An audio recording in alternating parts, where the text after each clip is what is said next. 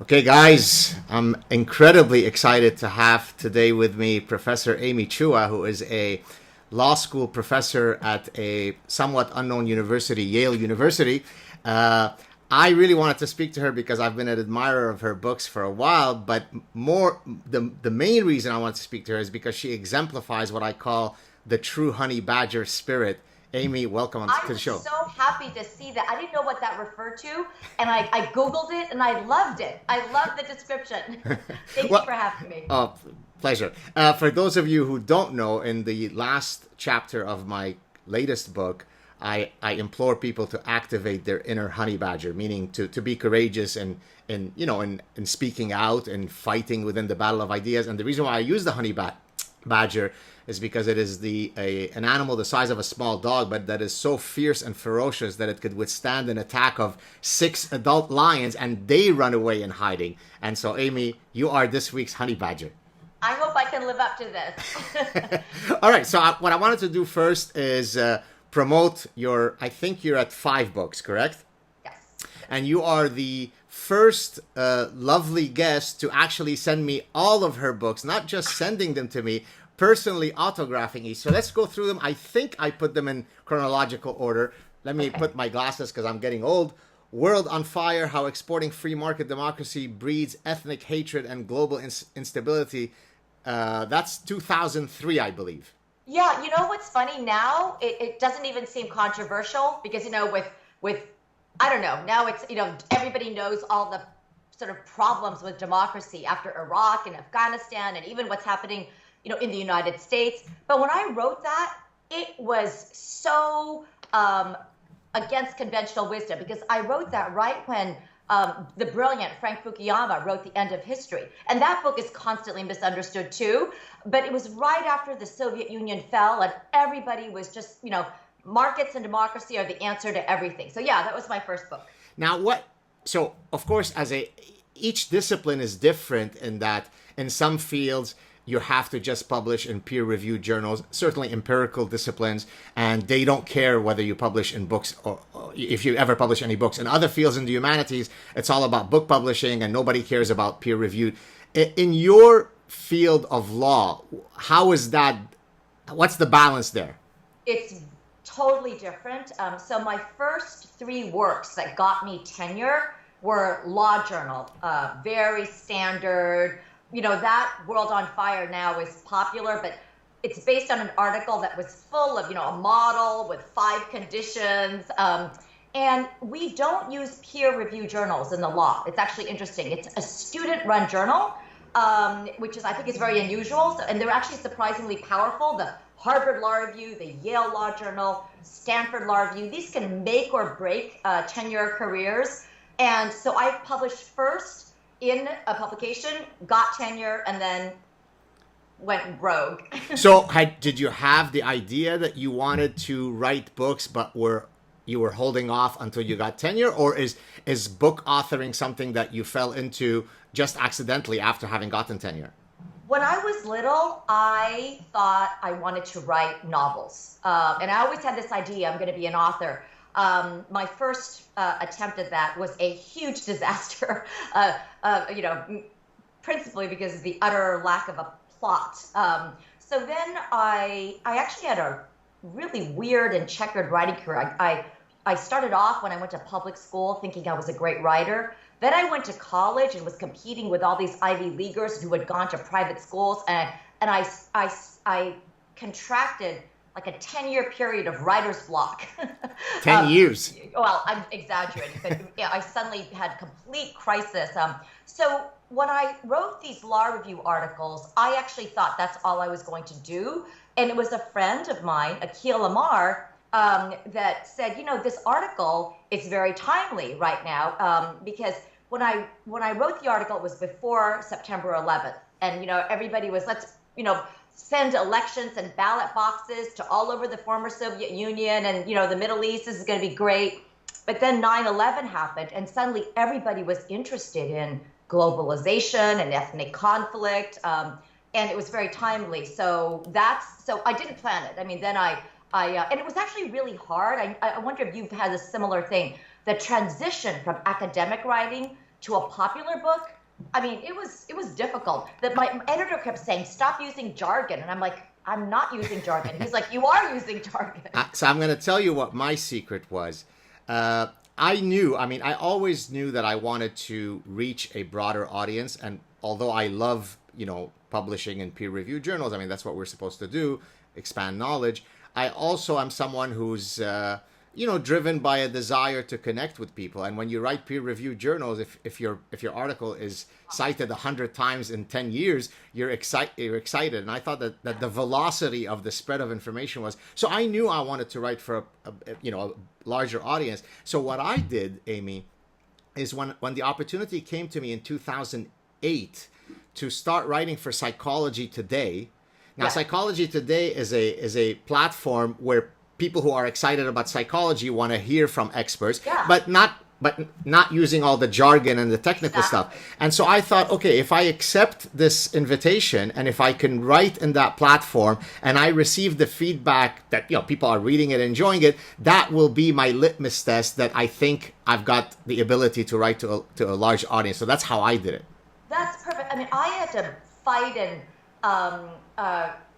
the transition was difficult because I remember, as an academic, there were certain things I wouldn't give up. So in that book, World on Fire, I coined the term market dominant minority. Oh, yes. And given your background, you should be doubly interested.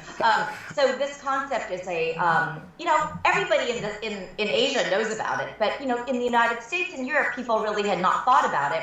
Because in countries like the United States, the minorities that we focus on are doubly oppressed.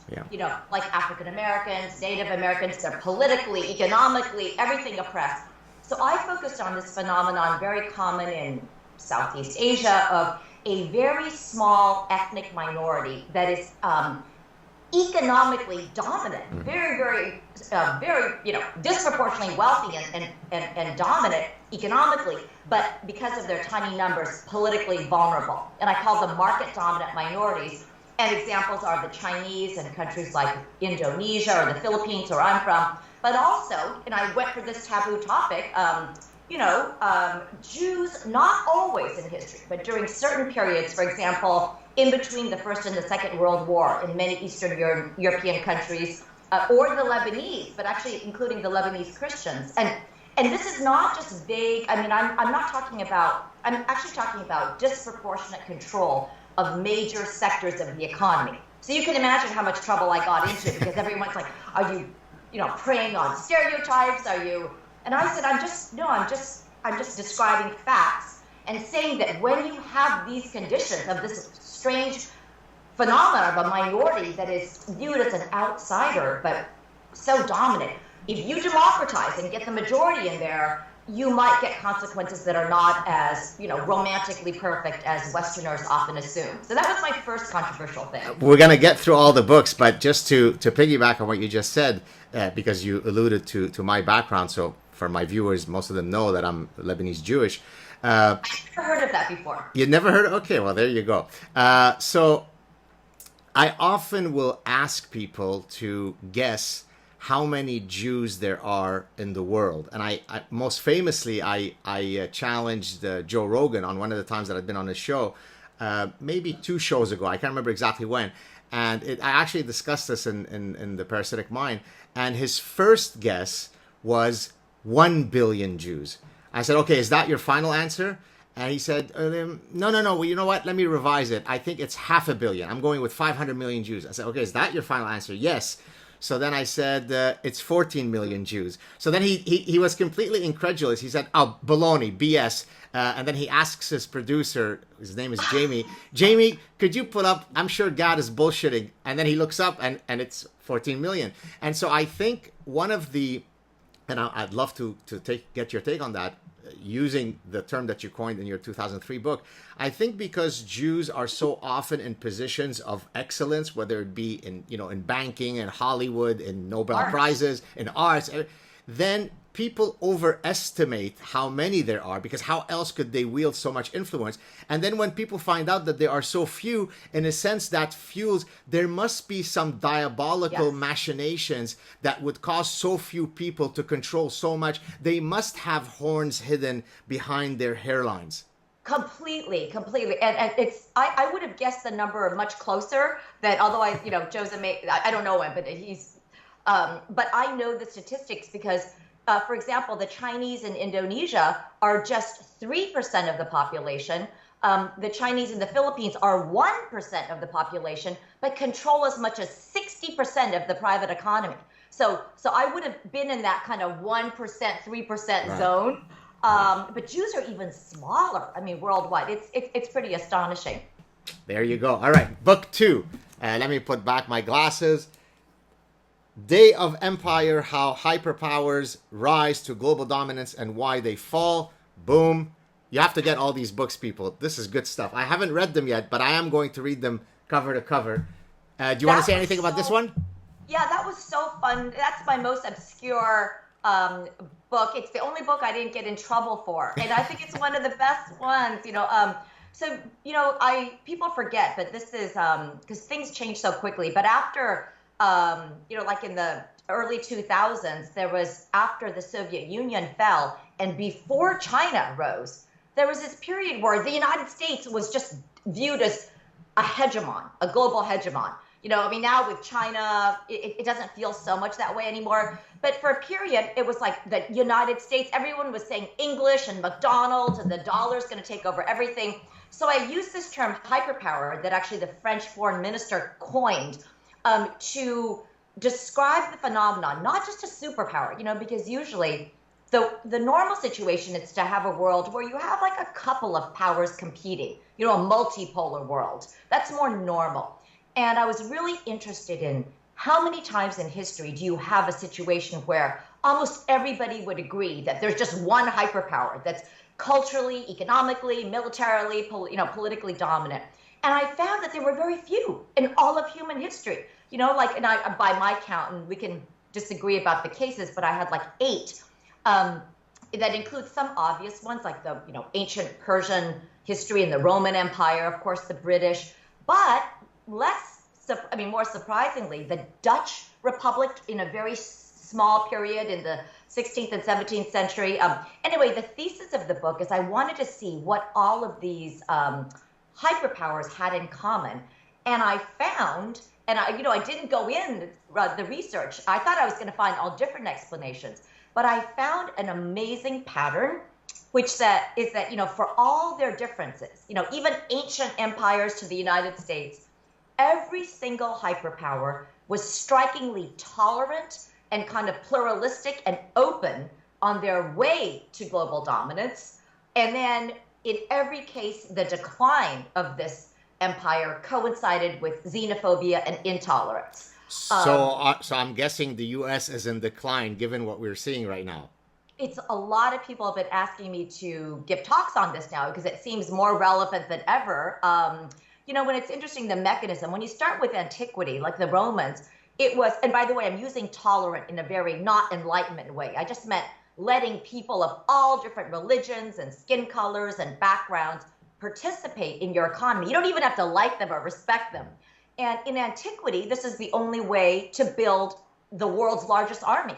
So if you say my army is only going to be limited to pure-blooded Spartans, it's only, how many pure-blooded Spartans are there? But if you open up your military to people of every single background and you can draw on the best and the brightest, then you can build a world-class army. And with the Dutch, we saw a pivot. It was no longer conquest. It wasn't the size of the army, but it did turn, this is what you were alluding to with the United States, to immigration, actually, as the best way to attract, the world's best and brightest. Of the 8 that you uncovered in your book, was one of them sort of the Andalusian reality? Was that one of them? No, it's a lot of it was serendipity. So you could I could get good questions about methodology because sometimes, remember, it just depends on who's the competition, right? So during that time, like if you look at when Spain was very, very powerful, there were a lot of other powerful countries, the Ottomans and the French and the Dutch. So in some ways, some of these hyperpowers became hyperpowers because nobody else was powerful. One that I wrote about that was interesting was the Great Mongol Empire, founded by Genghis Khan, that only lasted a very, very short time.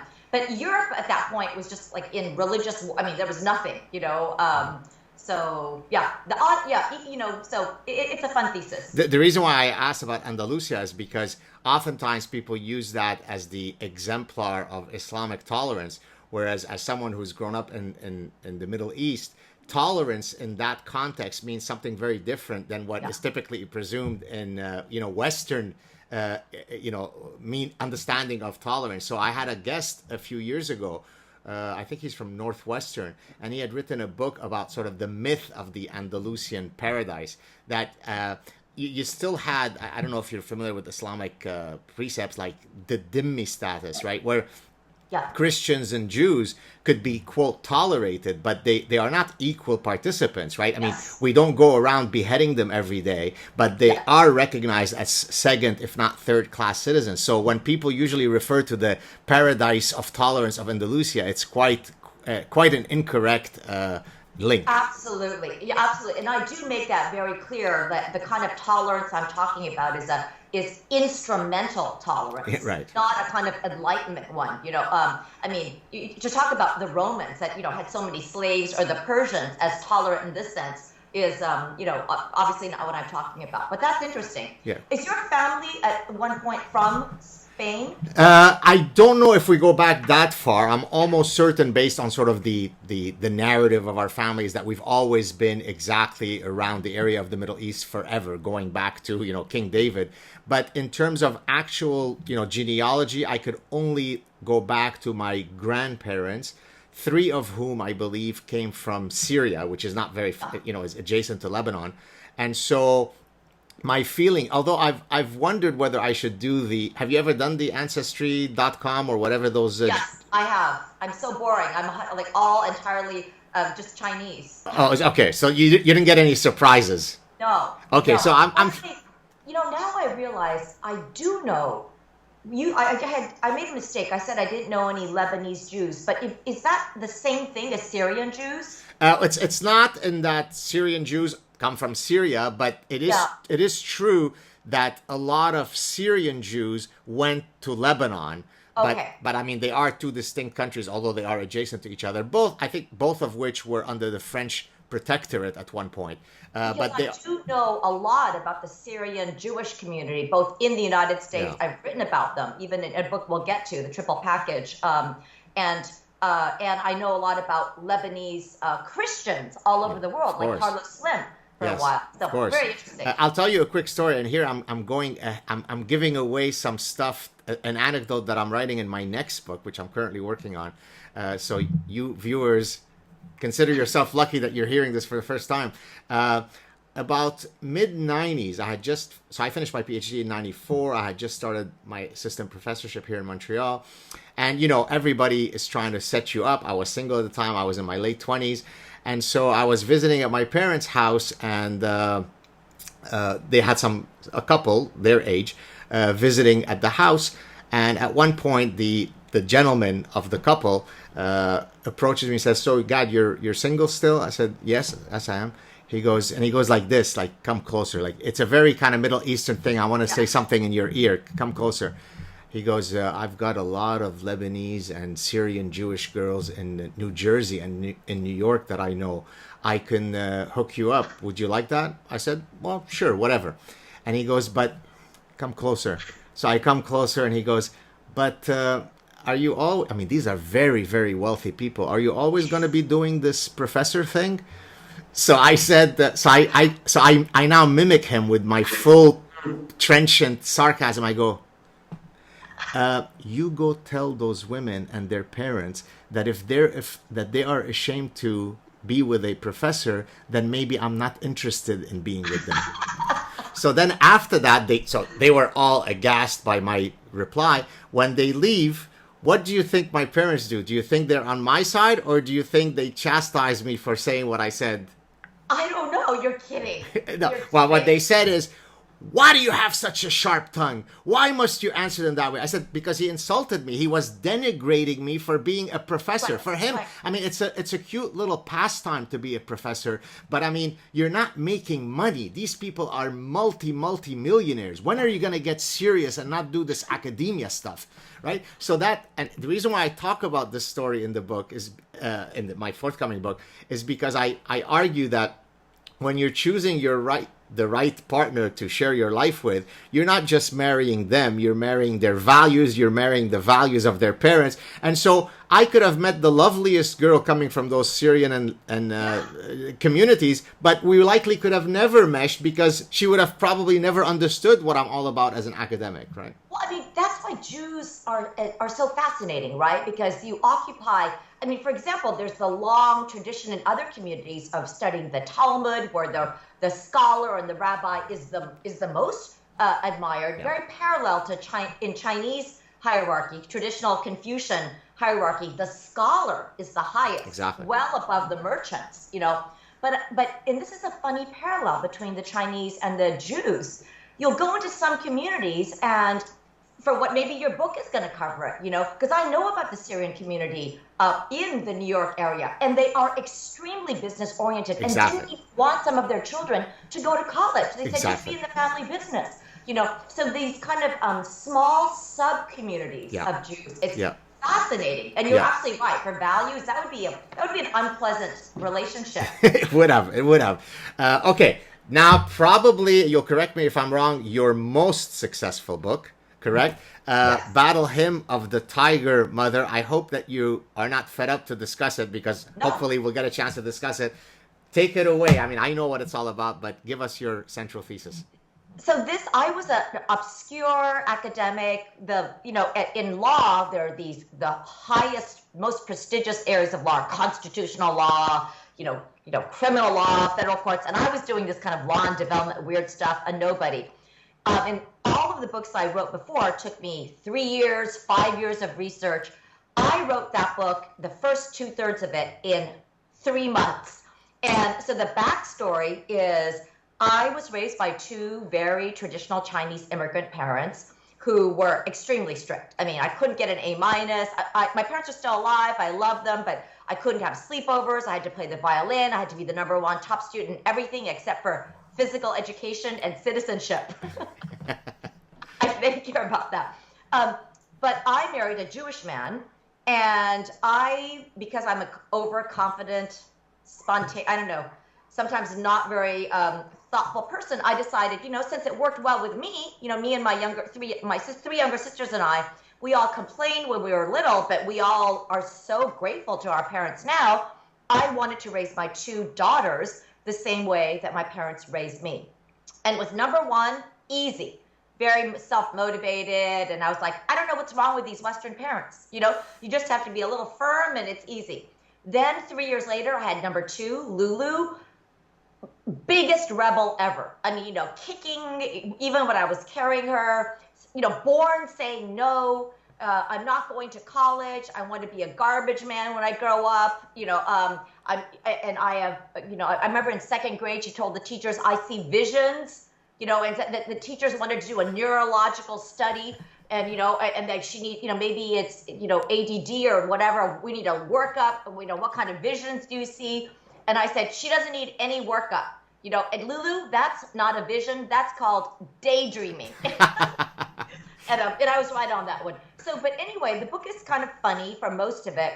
But at 13, my youngest daughter rebelled. So all this kind of funny, the book is a little bit satirical. It makes fun of myself, and a lot of people miss that. I love books with unreliable narrators, and so I'm sort of a character in the book. But the book gets very serious in the last third when my youngest daughter rebels, like so many teenagers do. And I think this becomes a universal story, which is at a certain point I realized, oh my God, I could actually lose her. She hates me. This is no longer just, and at that point I kind of remembered that my father had also hated his mother, stuff I had suppressed. And that's why he eloped from the Philippines. They were Chinese, but lived in the Philippines, to the United States. And I had this whole crisis. And it was at that moment that I wrote this book in 3 months. But then what happened is I thought it was going to be funny. I thought it was going to be accepted as a literary contribution. I loved Nabokov, and I thought, oh, unreliable narrator. Well, when it came out, the Wall Street Journal excerpted the most provocative parts and then slapped on the headline, "Why Chinese Mothers Are Superior."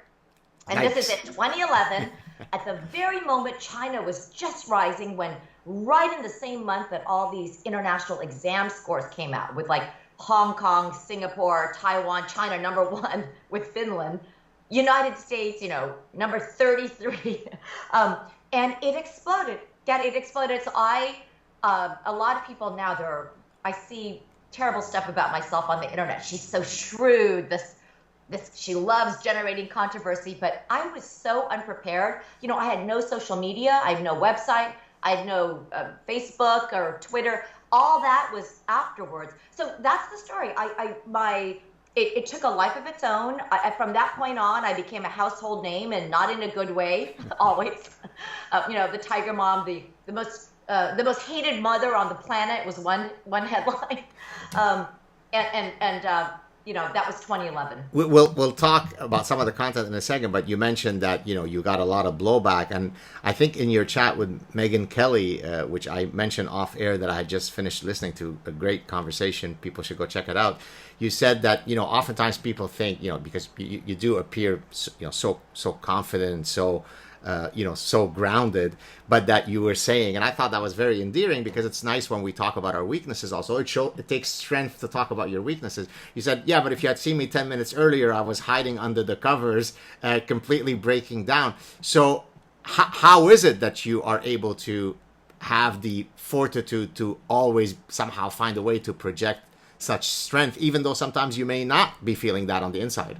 Yeah, I love this question, because I have a lot of friends who, I wonder if you're like this, but Neil Ferguson, even my husband, just people, they love being the bad boys. They kind of thrive on it. So I sort of need to be psychoanalyzed, because I get very depressed reading bad stuff about me. I really do. And I go through a pattern that's very familiar. I first sink into this crawl into bed thing, I can't deal. But then it takes about a day, and then I start to get mad. I'm like, who are these people saying this? And then the second day, I'm like, I'm not going to let them do this to me. And as to why, I actually attribute it to my parents, and I think that is the real secret, or why I like this, whether you call it tiger parenting or tough love or whatever, no sugarcoating, because it's not about getting straight A's and college. I mean, that stuff, I have very surprising views about that. I think our education system is so broke right now. Everybody's so miserable, But I think that when this kind of tough love parenting works well, and that's not always easy, it does instill grit and resilience. And I think my parents taught me that. I remember when I went on the academic job market, I had an article, and I sent it around with a cover letter to 100 schools, and I kid you not, I applied to 100 schools, and I got 100 rejections. Wow. Eight of them after full day interviews, so it's like on the merits, and I was so demoralized, and I just, I could barely, think. And I called my father, and I said, Dad, I'm so sorry to disappoint you. I know you always wanted me to be an academic. It was the opposite in my family. But this happened to me, and I don't think I'm going to be being a professor. And I'll never forget what he said. He said, wait a minute, let me get this straight. You got 100 rejections, and you want to give up? He thought that was a low number. Because, you think about what people have been through. Of course. Holocaust survivors, or he came over, to the United States at the age of 25, knowing nobody. My mom couldn't even speak English. Yeah. So he was like, and he just, so that is the kind of mentality that I was raised with.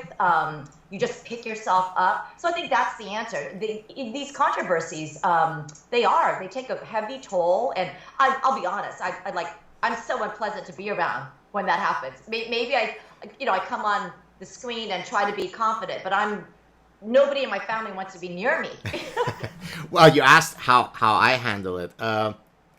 I think you first said you first get depressed, then you get angry. I go straight to anger. It's so efficient. Yeah, yeah. I don't mess with the. It's a straight path, and that's actually caused me a bit of well, trouble. I don't care, but with, say, for example, administrators at university, because they are all about style rather than substance. Yeah. So that if they see me attacking, someone's been attacking me for 4 days relentlessly on Twitter, then I take them on and I call them a schmuck or an imbecile. Suddenly the university goes wild, because why does someone like such a prestigious professor such as yourself, use such words? And then I remember I spoke to a senior administrator. I said, so all the good stuff that I do that brings great, benefits to the university are washed away by my using the word schmuck or imbecile. And she responded, yes. So, grow up. I mean, right. I mean, really, like, do we have to sanitize this? I mean, when you enter Twitter, it's an MMA fight, right? So if I'm giving a talk at the Stanford Business School, I can be as austere and professorial as you could imagine anybody being. But when I am mixing it up in the pigsty of Twitter, using the words imbecile and schmuck are not exactly out of bounds, but yet in the rarefied, sterile world of academia, that's beyond the pale.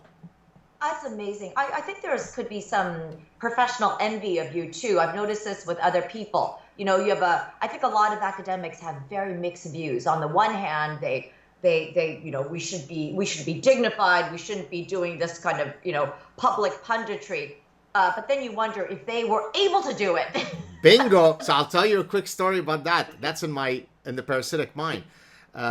When I was invited to Stanford Business School, which you can argue is sort of one of the meccas of academia, and I was speaking on one of my scientific papers that I published in 2017. The gentleman who was handling my visit, a fellow academic who became the editor of a major journal in our field, takes me out at night for dinner the night before my talk. And as we're sitting there, he says to me, "Oh, I was checking your bio, and I didn't know that you were such a celebrity and you've appeared on Joe Rogan and this and that." I said, "Yeah, I try to build a bridge with the public. I think that's an exciting thing to do." And so with an incredible air of smugness and haughtiness, he says, "Yeah, well, at Stanford, we don't condone that." I said, "You don't condone what exactly?" He goes, we don't do research so that it's sexy enough to appear on Joe Rogan." I said, "But so condescending." Exactly. I said, why is it either or? I'm not saying you either do top research or you appear on Joe Rogan. How about doing top research and appearing on Joe Rogan? He goes, "Yeah, well, we don't care about that." And the explanation that I use is exactly the one that you just said, which is it's a form of ego defensiveness, right? I can't do what you do. I can't appear in front of Joe Rogan and be entertaining for 3 hours so that 20 million people are going to download it. Therefore, I will denigrate that which I can't do. Exactly. And if you think about the logic, it's so stupid, right? Another way to frame it is, do you want your work, which you spend so much time on, to be relevant, to have an impact, or do you want no one to read it? Exactly. Do you want, after all that work, would you think only 100 people should read it? Or if you could have an impact, do you think that would be better? I mean, that's another way of asking the question. Exactly. And I would answer the same thing. I was like, in World on, I write about foreign policy. I would get similar things. And I said, it's sort of strange to be writing about what I consider very important issues, like what do we do about helping other countries democratize? It's a very globally important issue. And then to take the weird position that we don't want too many people to hear about this, it should be a very rarefied circle. It's nonsensical. So I call that, in the book, I call it the garage band effect. And so I analogize it in the following way. If you're only playing in front of your girlfriend and mother as literally a garage band in your garage, well, then you are a struggling artist, and so you are pure. But if you then get a #1 hit and you play at Wembley Stadium, well, you're a sellout. Well, what do you mean I'm a sellout? Aren't I making music so I could be the Rolling Stones? I don't want just my girlfriend to hear me playing. But I love it. And how many people in the garage band would give up that opportunity if they could have a sellout? You're exactly right. So let me just mention something of substance in the book, in the Tiger Mom book. So are you familiar with the author? I think she has since passed away, Judith Harris. No. Do you know who that is? So she's a psychologist who wrote a book, I think I'm going to say late 90s maybe, called The Nurture Assumption, which in a sense goes, very much against the thesis in your book in a general way. So in your book, irrespective of which parenting style you're arguing is the optimal one, in your case, you're defending tiger parenting, you're saying that parental influence wields a lot of, the trajectory of your subsequent child. The position that she takes, hence the book title, The Nurture Assumption, is that we meaning as parents, we don't have nearly as much influence on the trajectory of our children as we otherwise would have thought. So I guess you don't know about her, but do you have any thoughts about that? Yeah, I actually don't necessarily disagree as much as you might think. I mean, when I think back now, I realize that my first daughter was so self-motivated and kind of, a natural student, that if I had done absolutely nothing with her, I think she might have still come out the same way.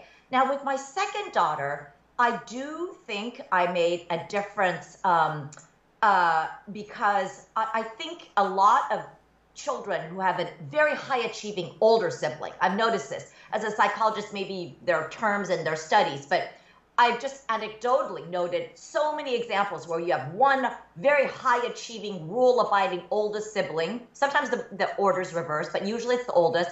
And then the second one comes along and it makes psychological sense. Like, I don't want to compete with that, and they're very, very different. So I like to think that I made differences at the margin with my second child. I would say that she's the one that, in a way, despite all the rebellion, is the bigger fan now because she knows she has a lot of opportunities. But having said that, I think about this. I'm like, wow, their personalities are really what dominated. Like I wanted them to do violin, her little one to do violin and math, and she was always social and very high EQ. And fast forward 20 years, she's who she is.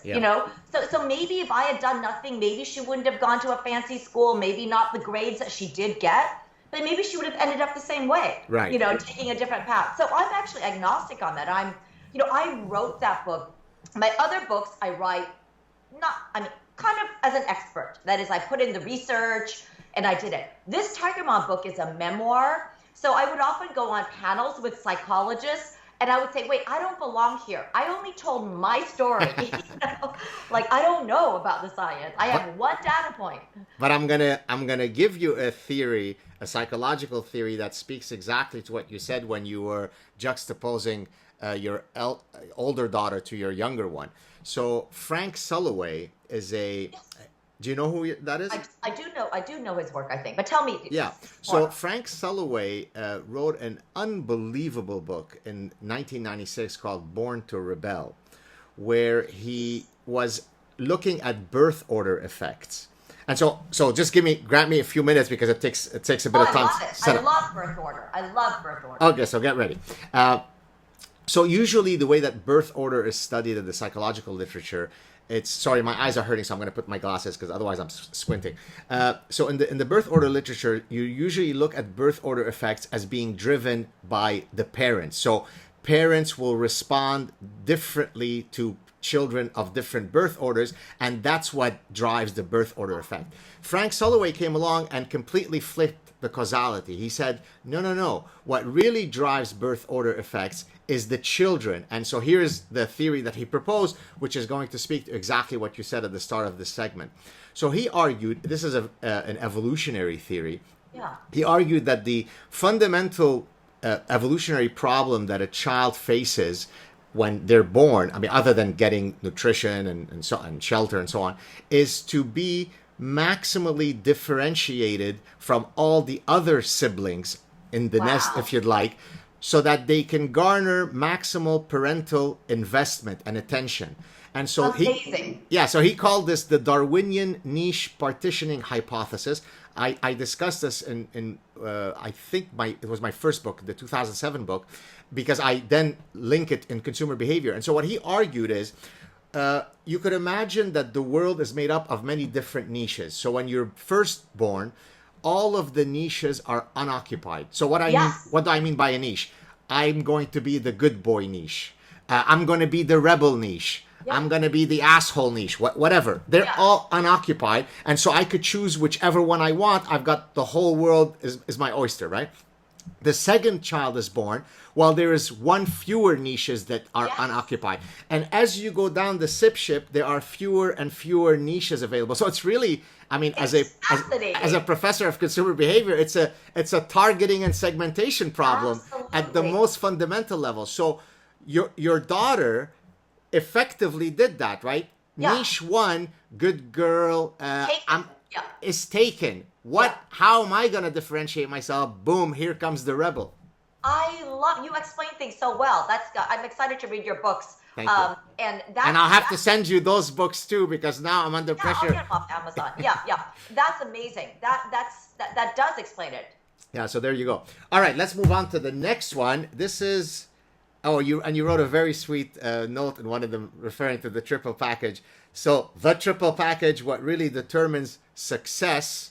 Get it, people. Talk to me about that one, Amy. So that was an attempt after the Tiger Mom to actually bring some academic rigor to these very questions we were just talking about, which is like, what motivates children? What motivates people? So I'll just very, very quickly, as a teaser, say, we looked at the most successful groups in the United States at a certain point. And these groups change, so it's not genetic. Like, Greek Americans were very successful, 50 years ago. But at this point in time, I think it was 2013, we looked at the most successful groups in America by very conventional metrics: per capita income, education, success, and all this kind of not about happiness, but just conventional metrics. And we found a very interesting set. Indian Americans, Chinese Americans. Iranian Americans, I think even, I don't know, the Lebanese, Cuban Americans, Nigerian Americans, Jews, and Mormons we identified. And so I was looking for what connects these groups, and I won't get into the methodology because it's not as rigorous as the way you approach things, but we basically found that all these groups share three traits. The first is what we call a superiority complex, a sense of being exceptional. The chosen people, or in the Chinese case, I was always raised, we come from the greatest civilization in humanity, So a superiority complex is one, but interestingly, that has to be combined with a second trait, which is insecurity. And that is the interesting thing, this combination of feeling very like you're exceptional in some ways, but then insecurity, whether because you're an outsider as an immigrant or persecuted as Jews or for whatever reason, that combination, and there are lots of studies that show this, creates, that contribute to this, creates almost a chip on the shoulder effect, right. Which is I'm going to have to show everybody. And then the final one is, I think we call it impulse control, just self-discipline. Right. And we look at all the groups and they have this, and it can apply to individual people too. And I'm just guessing that you're a triple package person, and you don't have to belong to one of these groups to have it. I talked to a Supreme Court justice who was from a very poor background, and said, it was her grandmother that gave her the sense of exceptionalism. You can do anything. The insecurity, just being a minority that was from this very, a poor background. And then again, it was this parenting. So this is tied to the tiger parenting, the third trait, impulse control. Like every day you have to get up and you have to read this much every day, or some ability of self-discipline. So that's the thesis of the book. And I don't know why it was so controversial. I think this says something about how crazy the dialogue is out there. I mean, I thought it should be not controversial, because we said, we show that it's not about race. Because if you look at these successful groups right now, it includes, Hispanic American group like Cuban Americans and Nigerian Americans and Ghanaian Americans. So obviously it's not about race. So that should be good news.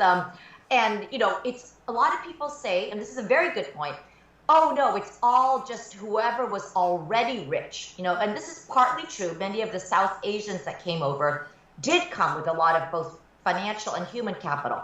But our studies found, some from Toronto, that even very, like Chinese American students, the children of Chinese immigrants who were laundry workers, restaurant workers, where the parents were almost illiterate, no money. Those children still demonstrated astonishing upward mobility and had this kind of motivation. Right. So I thought this was very interesting, but then of course we were accused of cultural racism. That's a new term, cultural racism. So we battled that for a while, but yeah, that's that thesis. Well, so I think the fact that you got a lot of blowback for that book stems from part of the stuff that's called forbidden knowledge in academia.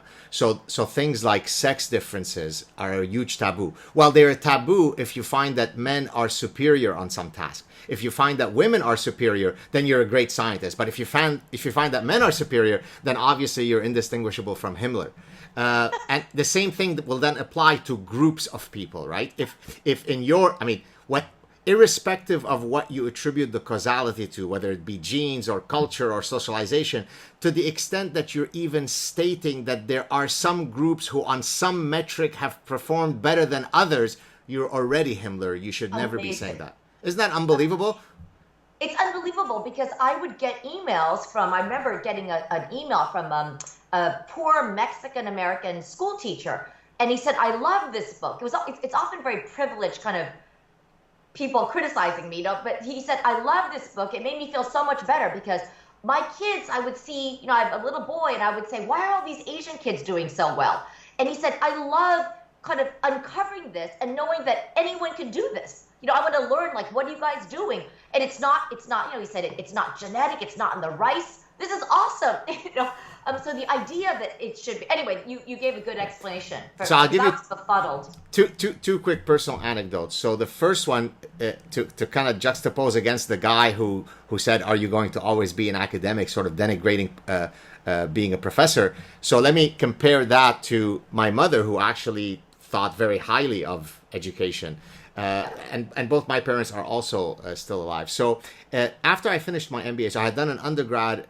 The reason I'm mentioning what my studies were because it's relevant to the story. Yeah. So I had done an undergrad in mathematics and computer science, pure mathematics. In terms of the hierarchy of serious fields, that's really at the top of the hierarchy, pure mathematics, right? So we used to look down, like we used to sometimes take one or two courses with the engineers, and sort of the story was we would make fun of them because, of course, only those who are too dumb to go into mathematics would do something as practical as engineering. The real smart. So this is the kind of background I came from. So my undergrad was in mathematics and computer science. Then I did an MBA, and then I was going to go on for my PhD because I always knew that I wanted to be a professor. Now, one of my brothers who lives in Southern California at the time was trying to convince me to take a break after my MBA, put on the proverbial suit, get a couple of years of experience before, yes, going on to do my PhD. And he was trying to convince me of this. So I had gone down to California first to visit UC Irvine, where I had also been accepted for my PhD, and to then hang out with him at his company. When I returned to Montreal, my mother had caught wind of the desire of my brother to try to convince me to take a break after my MBA. She takes me to a side room. She says, I want to talk to you. It was very sort of ominous. I said, well, what's up, Mom? She goes, well, I heard what you're talking about with David, my brother. And if you decide to leave after the MBA, do you want everybody in the community to know that you're someone who dropped out of school? So having an MBA would bring shame to the family as a school dropout. Right? So you can relate based from the tiger mom perspective. You get it, right? Amazing. I totally relate. I come from a science family too, so I completely relate. Amazing.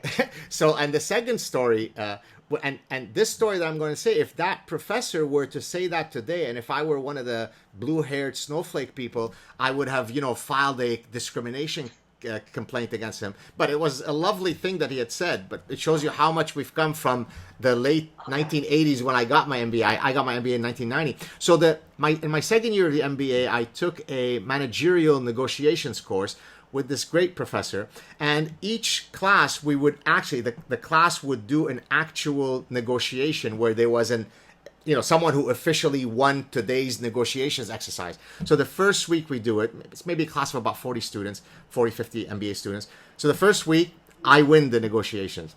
The second week, I win the negotiations. So he comes to me at the end of the second class and he says, I'm sorry, do you mind if I ask you a question? I said, sure, professor, what is it? He goes, what's your background?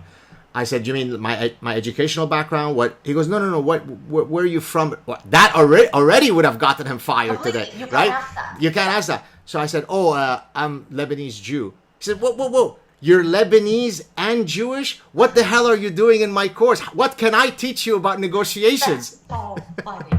That would be so many actionable claims, that conversation, right? Now you're stereotyping, you're whatever. It's unbelievable. My God, great story. We'll come back to some of that political correctness towards the end of our chat. Anything else about Tiger Mom, or do we go to the last book? We can go. Oh no, we're on triple package, so that we can go on. Yeah. Okay. And then Political Tribes, which again is a fantastic book. I haven't read it yet, but I certainly know the thesis. It's important to me, this book, because I'm someone who's also written about coalitional psychology, innate coalitional psychology. So that's very much what the central thesis of this book is, right? Yeah. So I don't know, Canada is a little bit different, but, a lot of people are looking at the United States and saying, well, what's happening, with Donald Trump and all white nationalists and Black Lives Matter. And I try to be above the fray, because some people are, has it always been like this? And I say that this particular moment in the United States is different for two reasons. The first is that for the first time in U.S. history, whites are about to lose their majority status. And this is all the psychological stuff, but to make a long story short, you can see that now it used to just be the minorities who were threatened.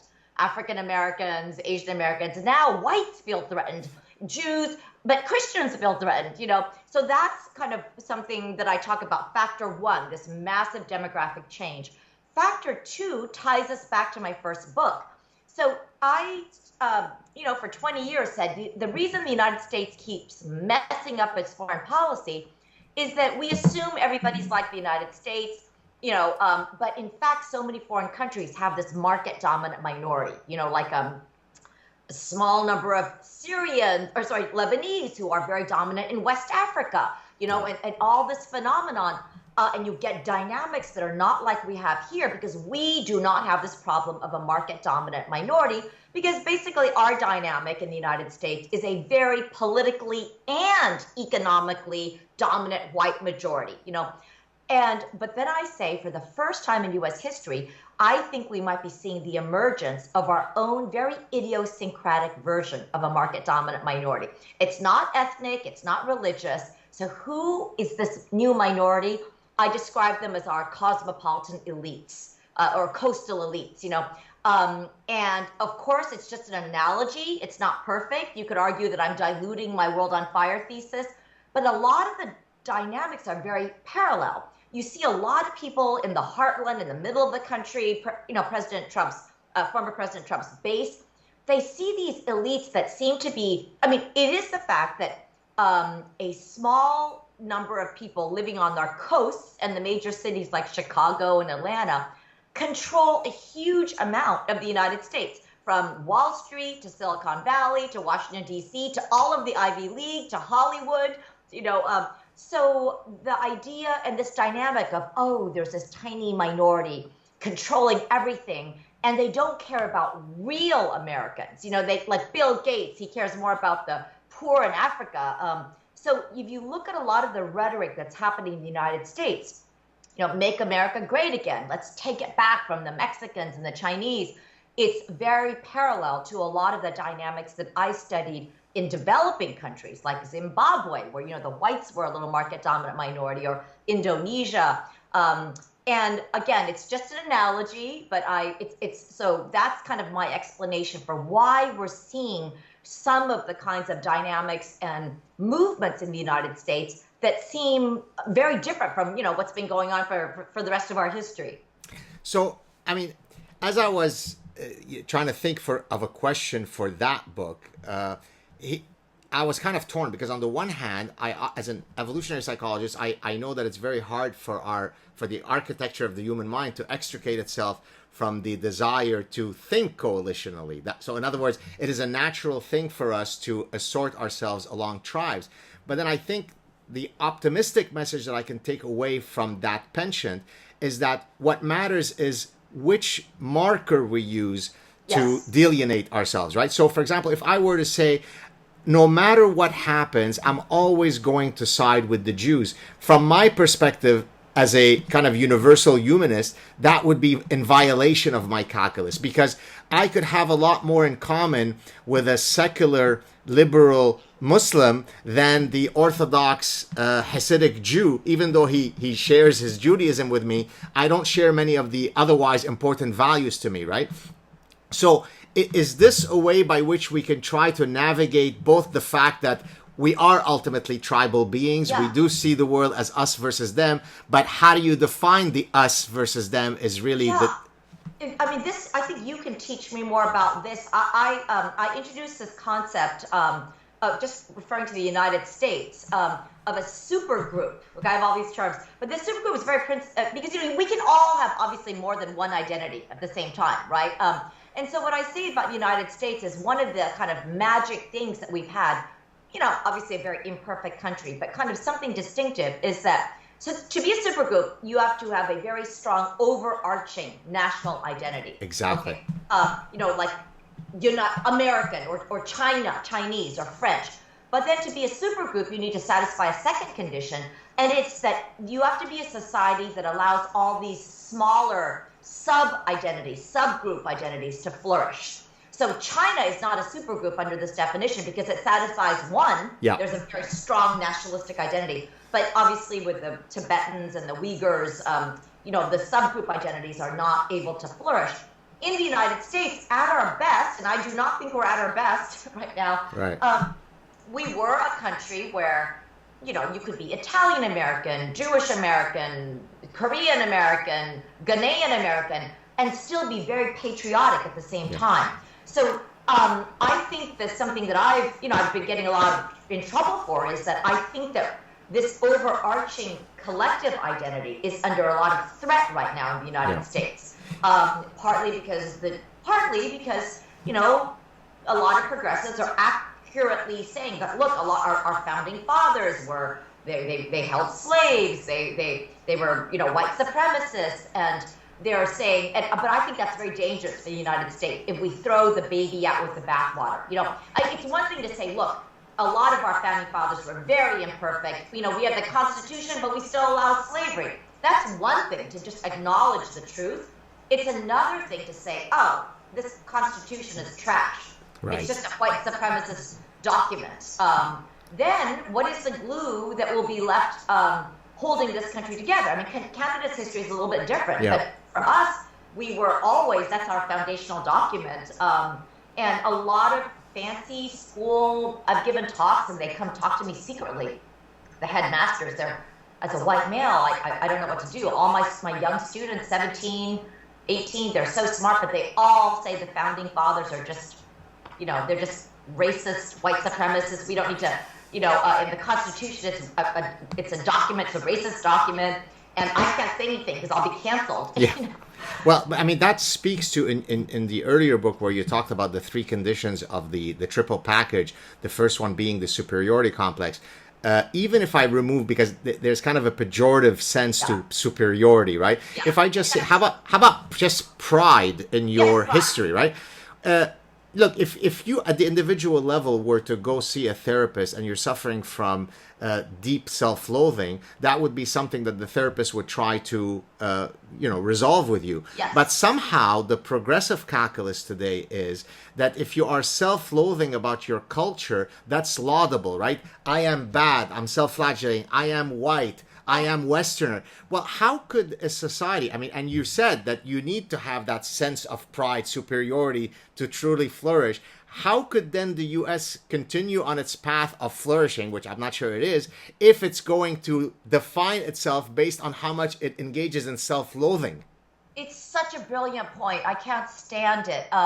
And so 100% brilliant insight there. But what you see is I wonder if you can say something more about this. I think there's also among a lot of people a human desire to want to be proud of yourself. So what you see is, I think this kind of thinking leads to these underground movements that people are sick of hearing this, and it leads to the dangerous extreme in the other direction. Exactly. These more white supremacist things, Exactly. you know. So it's a terrible in both directions. See, it's funny. It's funny you say this because oftentimes I will get some insane white supremacists who will send me death threats. Jew, we're gonna boil you last, and all this kind of stuff. On the other hand, those same guys who hate me, when they see me attacking critical race theory and making fun of all the whiteness and white fragility, suddenly I become their ally because. But that's because that speaks to the point I made about how you design your tribes, right? Because I am defending deontological principles. You're not allowed to attack someone based on their skin hue, whereas they are either aligning with you or not. Right? I just had some reporters ask me, why do you think you're so controversial? And I said something very similar. I said, I think because I don't belong to a tribe. It's so much more comfortable because I'm an independent. I have some views very much, I guess you would characterize as on the left, some on the right. Exactly. I'm an independent, and proud of it. But it is painful sometimes because you don't really have a team, but I refuse. If I don't want to toe the line, if I don't believe something, I'm not going to say something. And it is, now I lost my train of thought, but I think that you're describing it in a more sophisticated way. But I also and somebody said to me, the reporter said, I saw that you retweeted, X. So, yeah, right. Yeah, and I said, yeah. And she said, why did you do that? What's the signal? I said, because I agreed with the person on this point. I'm precisely resisting that I'm too scared to retweet somebody, even if I love it, because that would be, a tribe would be mad at me. So the world is really crazy right now. You can't even be yourself. Do you think, and it links back to the question when I asked you about the nurture versus nature, the tiger parenting, so on. Do you think that this honey badgerism that you certainly have, that Megyn Kelly has, that, if I may say, I certainly have, do you think this is something that can be in part taught, or it really is you either are a leopard that has those spots or you don't, and there's no way you're going to alter either people's great courage or cowardice? It's such a great question, because going back to this kind of role modeling, my dad is fearless. Yeah. My dad is fearless. And I am not speaking as a empirical, expert here, but I often notice how similar in some ways children are to one of their parents or something like that, or they also are sometimes completely different. Yeah. You could also, so I have no basis here. But in my case, I think my hero was always my dad, who was just always willing to stand up to anything. So I don't know. I don't know. I'm gonna not give an optimistic answer, because the optimistic answer would be, hey everybody, sign up for my seminar 101 on how to be a honey badger, and let me charge you each $1,000 because you too can be a honey badger. That would be the smart mercantile way to do it. But I actually think that this is something that's very much innate, right? There is no environmental context that I can think of that led to me being who I am. I am who I am. I am indignant when I see bullshit. I am indignant when I see hypocrisy. It's as if the analogy I always like to draw is if you hear a woman being accosted aggressively in an alley screaming for help and you pass by, there are two types of people: those who pretend they didn't hear it and scurry along, and those who say, oh, I've got to intervene. Well, I've got to intervene, and there's nothing that happened in my environment that caused me to do that. It's just who I am. So yeah, I don't know, because it's your field, but I do know that I've had some nice compliments from some Asian American students, because I've been resisting all kinds of campaigns against me in a way that is very counter to the Asian stereotype. Tweeting something outrageous, writing a letter to the whole faculty, something I don't even associate with myself, but I did it because I felt I had to stand up for myself. And I have had compliments like, oh, watching somebody who looks like me do this is very inspiring. But I maybe you're right. Maybe, maybe it's not that then people will transform. Very interesting question. Very interesting question. I'm very different from my siblings. I mean, you're right. It does seem, I don't know what it is. It is what it is, right? Okay, last question, because otherwise I could probably keep you here for another 5 hours. This is so much fun. Let's talk briefly. I mean, so it is in how many subparts you want it to be. The whole cancel culture, political correctness. Yale, of course, had the classic Halloween costume story, which I just right. what's your position on this? Do you think we still haven't reached blue-haired people, singularity point? Are we starting to fight back? Where are we in this whole thing? What do you think of all this? Well, you're asking me at a strange time because I'm in the middle of a big campaign against me, and I'm fighting back. It's the first time I've ever done this. And even with the Tiger Mom thing, I didn't have it at my school, So I think things have changed so much in the last 10 years. And it's very different. I mentioned this on the Megyn Kelly show. For 20 years, I had students who were very conservative, be friends with people very progressive, and it was part of what was so fun. We would have a beer and everybody would argue, and there would be intellectual flourishing. Now, there's this concept that if you belong to the Federal Society, that's the conservative group. Yep. And that is now viewed as so toxic and racist that if you even have a friend, you don't belong to it, but you just have a friend, you are marked as FedSoc adjacent. So that's it, and you lose friends. So I am not an optimist in the sense that I think that we've turned any corner yet, but I'm an optimist in that my sense of the empirics is that there's a vast silent majority of people that are so sick of this. And the best example for this is the size of my classes, because I was asked to apologize for this and that, and I said I refuse to do it because I won't, So then the administration said to me, this is 2 years ago, they said, well, then you may have only 2 students apply to your class. And I said, great, it'll be fewer papers to grade. I'll teach 2 students. That semester, most controversial, 80 students applied. Oh, wow. And then this class, I'm in the middle of a huge controversy. You read about me on the internet, it's awful. I'm operating a nefarious ring out of my house. I'm complicit with everything. But my class right now is 90 people because I capped it with a wait list of an additional 80. Wow. And remember, each incoming class is only 190 students. So I am optimistic, not that there's any leadership yet. I don't see any of that. But I think that quietly the numbers to me look like there's actually far more reasonable people who, understandably, they don't want to speak out because they don't want to be canceled. They don't want to be shamed. They just put their heads down. I do not know how we go from A to B, right. Because at any individual point, it's not worth it for that person.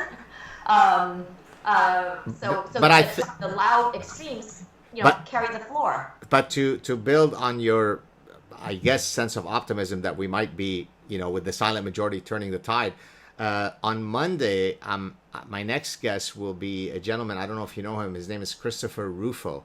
Do you know? I follow his stuff. I know him very. I'm excited to watch. Right. So Christopher Rufo, for you guys who are listening or watching today, is someone who's become the nemesis of the critical race theory, shenanigans, and partly because of his work, partly because of other people who are outspoken, a lot of parents are now in the education board meetings and so on are speaking out. It's still not enough, but a lot more than 6 months ago. So I do get the sense that people are starting to slowly activate their inner honey badgers. And if people like you in a major place like Yale keep showing us the way of how to be courageous, I think we'll be on the right track before you know it. Well, this was so much fun. It was amazing. Hopefully we can all be optimists. Very good. Thank you so much, Amy. Stay on the line so we could say our official goodbyes offline. Okay. Thank you all for tuning in. There you go.